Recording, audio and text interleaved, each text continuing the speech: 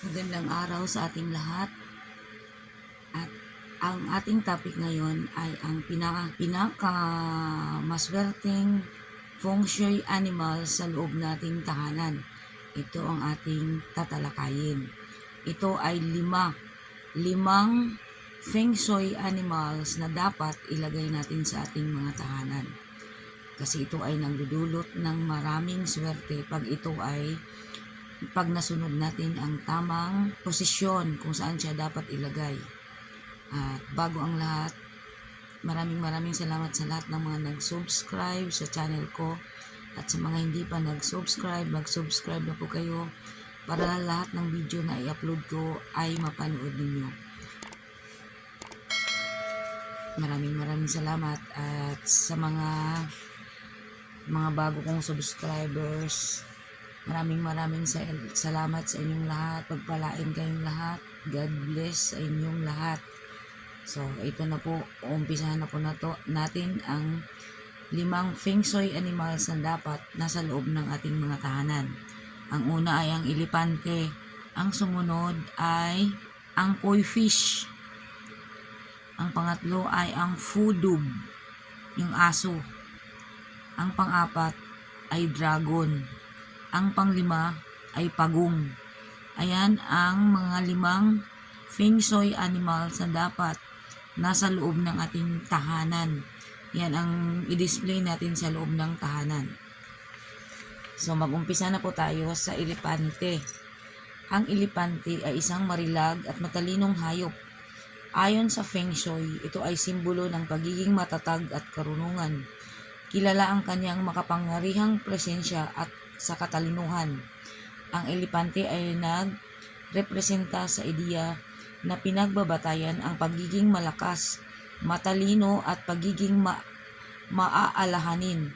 At saka sa feng shui, ang elepante ay makapangyarihang simbolo ng magandang swerte, proteksyon at tagumpay.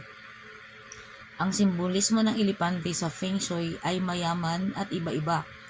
Ang elepante ay nauugnay sa elemento ng lupa na nagrepresenta sa saligan ng enerhiya na tumutulong sa atin upang maramdaman natin ang pagiging ligtas at pagiging protektado. Ang nguso ng elepante ay pinaniniwalaan na nagrepresenta sa ideya ng maraming swerte at pinaniniwalaan na pag ito ay nakataas, ito ay nag-aakit ng maraming magagandang swerte. At kapag ito naman nakababa siya, ay nangangahulugan na naghahasik ng maraming swerte. Pag nakataas, nag-aakit ng maraming swerte. Pag nakababa ang kanyang nguso, naghahasik ng maraming swerte. Kumbaga, spread ng maraming good luck. Ang elepante ay nauugnay din sa kanluran at nakikita bilang simbolo ng mga bata at pagkamalikhain. Upang isama ang elepante sa ating tahanan o sa opisina, maglagay lamang po tayo ng figurine ng elepante sa kanlurang bahagi sa loob ng ating tahanan o sa loob ng opisina na nauugnay sa elemento ng lupa at mga kabataan. Ang sumunod ay ang koi fish. Elepante pa rin yan. Ang sumunod ay koi fish.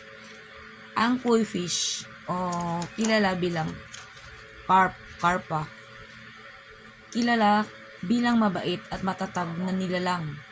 Ayon sa feng shui, ito ay sumisimbolo sa determinasyon at pagiging matyaga. Kilala sa kanyang abilidad sa paglangoy sa lungat sa agos sa malakas na daloy ng tubig.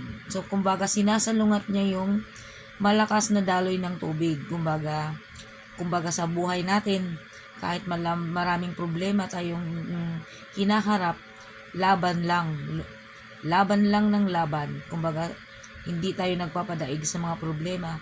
Lumalaban tayo kahit anong problema pa ang dumating sa buhay natin. The koi fish represents the idea of never giving up and pushing through the challenge.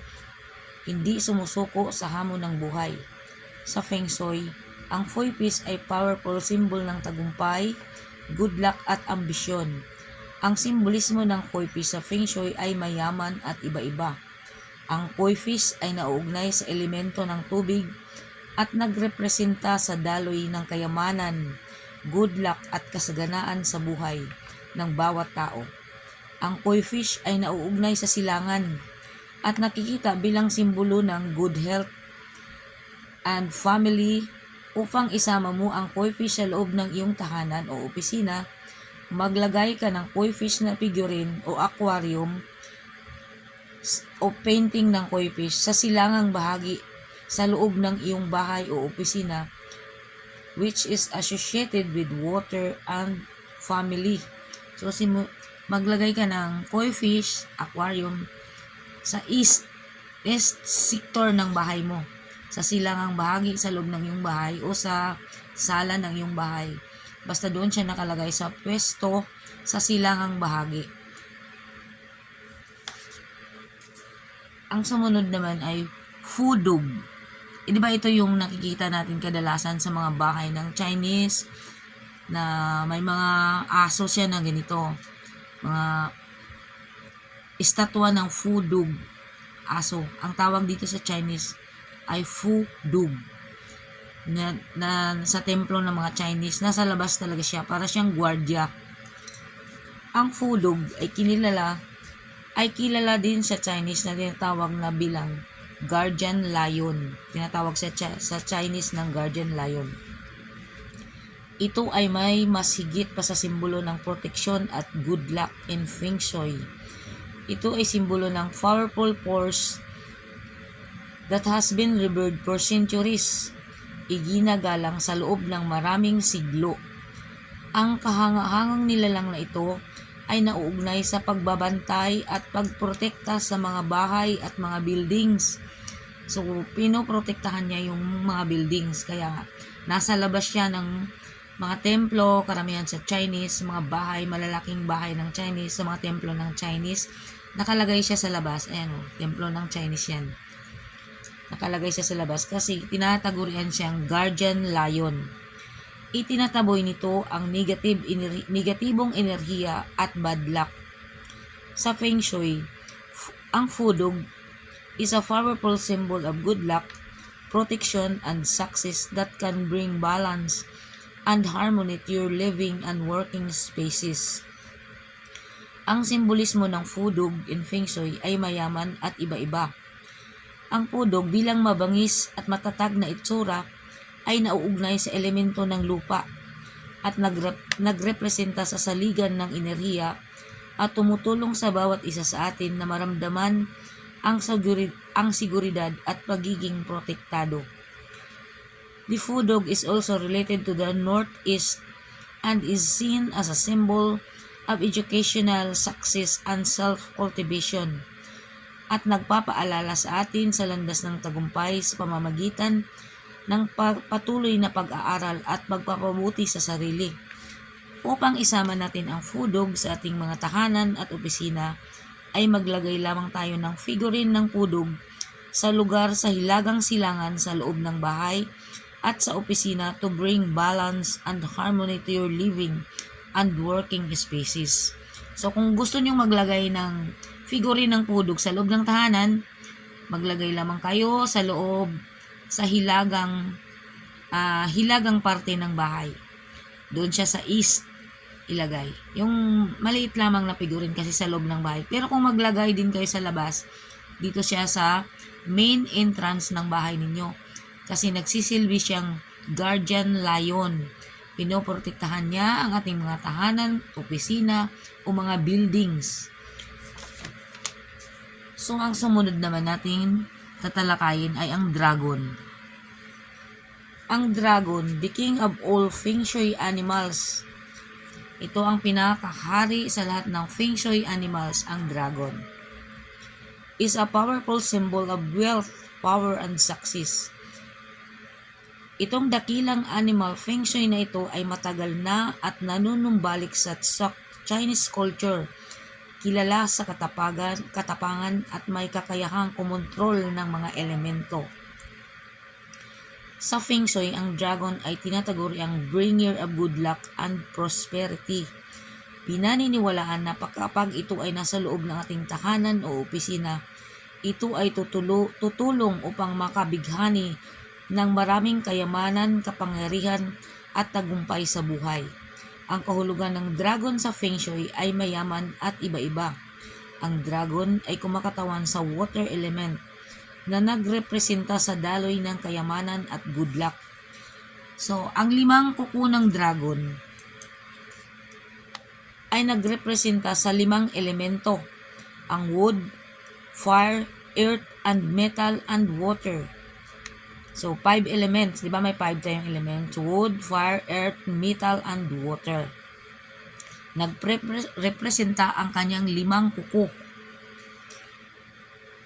Ang dragon ay kumakatawan bilang emperor at kinikilala bilang simbolo of imperial power and authority.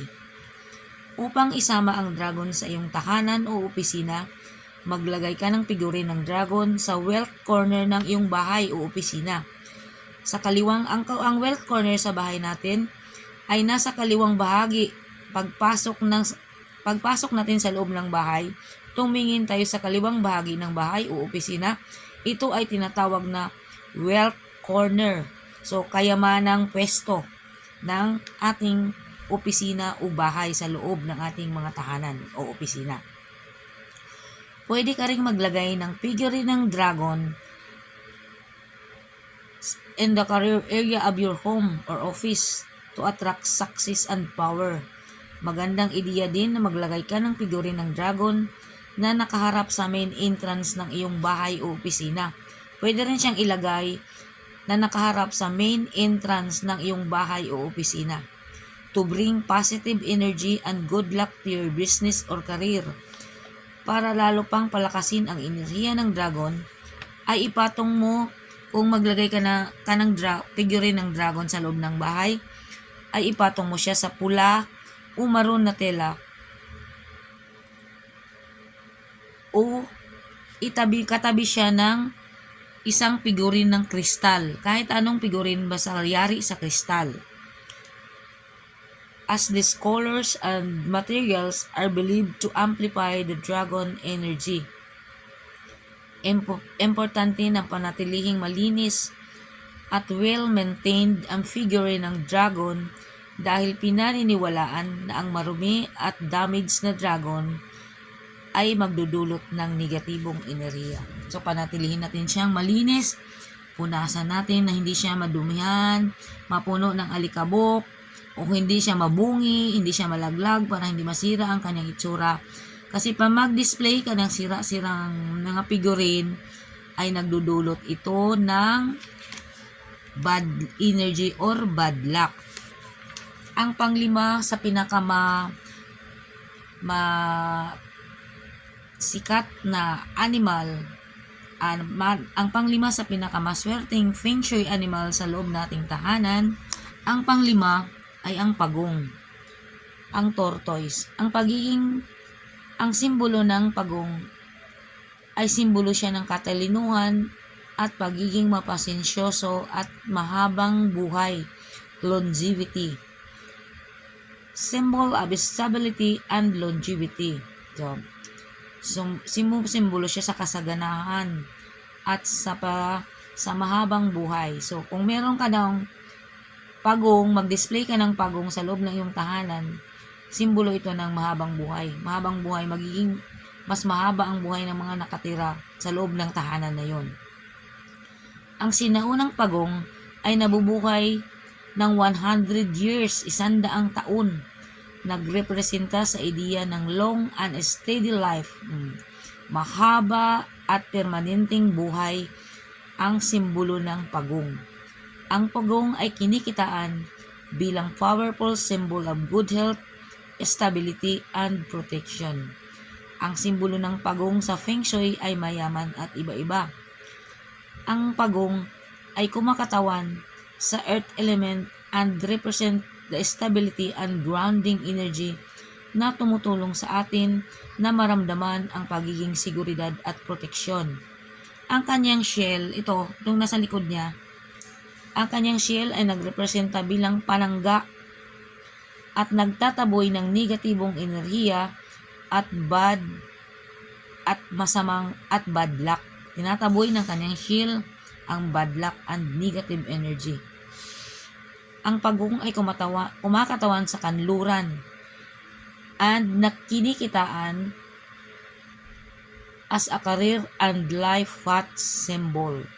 Para isama mo ang pagong sa iyong tahanan o opisina, maglagay ka lang ng figurine ng pagong sa north area na iyong bahay o opisina, which is associated with the element of earth and career. Pwede ka rin maglagay ng figurine ng pagong sa loob ng iyong silid tulugan to promote peaceful sleep and good health. Kung ikaw ay may sakit na insomnia, hindi ka makakatulog, nahirapan kang makakatulog sa gabi, maglagay ka ng figurine ng pagong sa loob na iyong silid tulugan. Ilagay mo sa iyong uluhan upang makatulog ka ng mahimbing at hindi ka magkaka-insomnia. Yan ang pinaniniwalaan sa Feng Shui. Para sa karagdagan, ang figurine ng pagong na may anak na maliit na pagong sa kanyang likod, pag makakita kayo ng pagong na may maliit na pagong na nakasakay sa kanyang likod, dito sa shell niya, merong figurine na ganon. Wala lang akong maipakita. Merong ganon na dito nakapatong yung anak sa likod niya nakasakay. Ito ay pinaniniwalaan na maswerte at nag-aakit ng maraming swerte sa loob ng ating tahanan. So, maghanap kayo ng pagong na may maliit na pagong sa likod na nakasakay. Ilagay nyo sa loob ng tahanan dahil ito ay limpak na swerteng idudulot sa ating pamilya. Yun lamang po at maraming salamat sa lahat ng mga nanonood ng aking channel. Mag-subscribe na po kayo sa mga hindi pa nakasubscribe. Marami pa po akong mga pampaswerteng ibabahagi sa inyo. Yun lamang po. Bye-bye!